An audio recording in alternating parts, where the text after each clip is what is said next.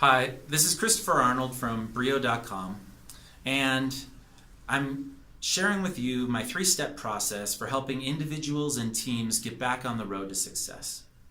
And today I want to go more into detail on step number 3. Now, step 3, I say, is navigate the potholes. And what I mean by that is, in step number 1, we all got agreement about what wasn't quite working the way we wanted it to. In step number 2, we all came up with a solution, and the team is super committed to executing that solution.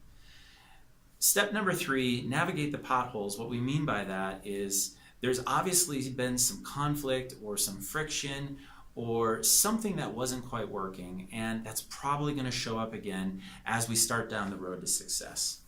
And one of the key things that I find shows up as a pothole is when we try to hold each other accountable to the plan that we created. And so in step number 3, I really try to help my clients hold each other accountable, but to do it in a way that's inspiring. And that's the bar that I set, is if you're going to hold someone accountable, they have to walk away feeling more inspired to do an even better job.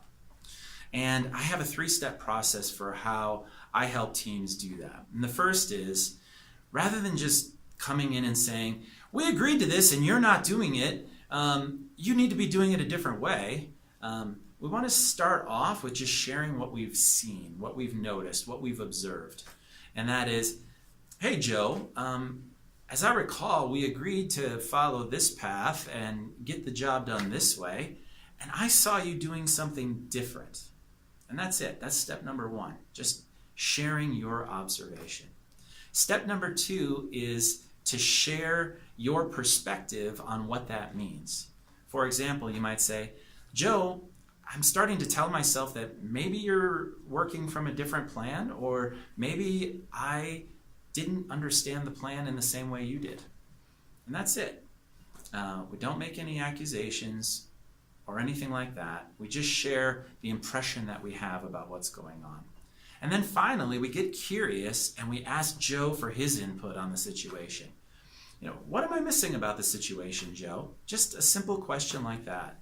Or, what's your perspective on this, Joe? Now you might say, Christopher, how is that holding somebody accountable? You didn't point anything out. You didn't tell him to do it differently. And that's exactly right. I didn't. But I did show Joe what it is that I'm paying attention to. And that is accountability. And he's going to know, oh, I'm being watched on this particular issue, and I better do a good job on that. And so he doesn't feel attacked. He feels like you're coming to him like a colleague, and he's going to walk away feeling more interested in doing a good job and understanding where he might have been off. So that's the 3-step process. Now, I have a bonus 4th step that I'll be sharing in the next video, but between now and then, if you have any questions, go to my website, BRiiO.com, and reach out to me, or join my mailing list and get more content like this.